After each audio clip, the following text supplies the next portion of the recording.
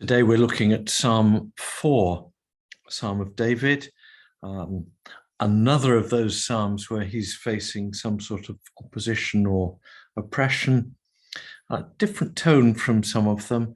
In this little psalm, quite a bit of good advice for any of us at any time, particularly when we're under pressure. Psalm 4.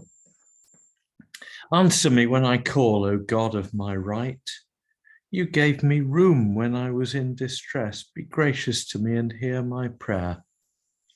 Isn't that lovely? You gave me room when I was in distress.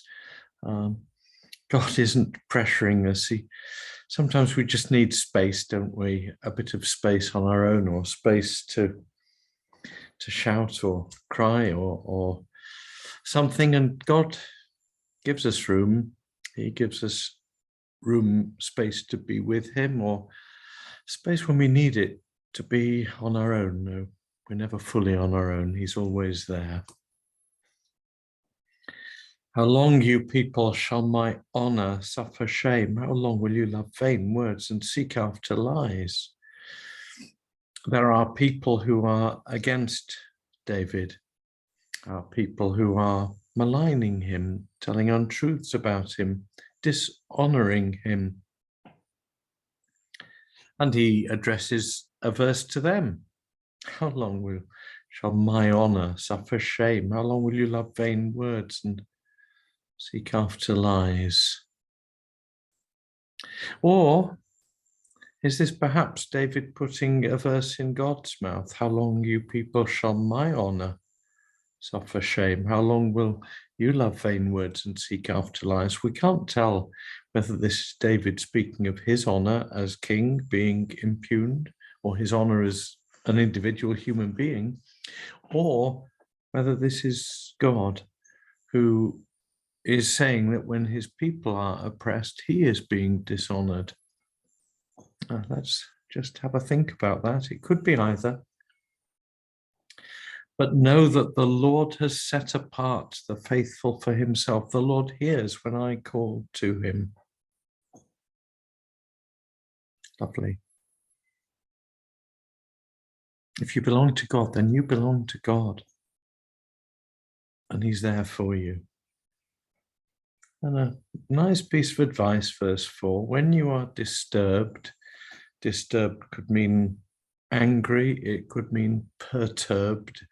It's one of those words, we have a strange made-up word, discombobulated. It's something like that, but it could be angry too. When you're disturbed, do not sin. Ponder it on your beds and be silent. The first way we could sin when things are going wrong is just by shooting our mouths off, by getting in company and saying exactly what we think.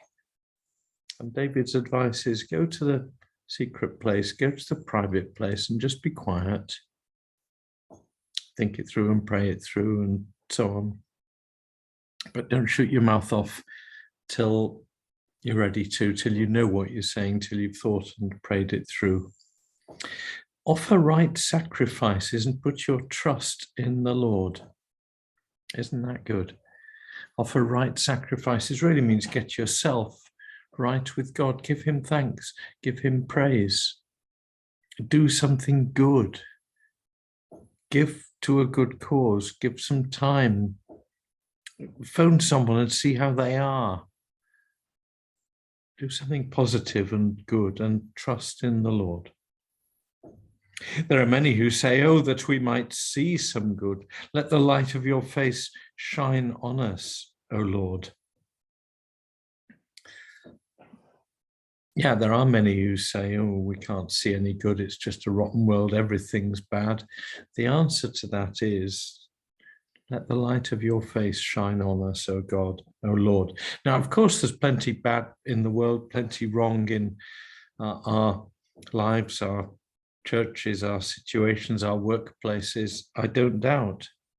But let's look for the good and let's look for God to shine in and bring his light. You have put gladness in my heart, more than when their grain and wine abound. Look for what God has done. When things are hard, when things feel bad or are bad, look to the Lord. Look at what he's done. Look at how he's blessed us. Count your blessings, name them one by one, maybe a corny old song, but there's biblical godliness in it. I will both lie down and sleep in peace, for you, O Lord, make me lie down in safety. David may be in danger, he may be under threat, but he's not going to lose sleep over it. He's going to lie down and sleep in peace because he knows that ultimately God is his safety and security. May that be so for us. Amen.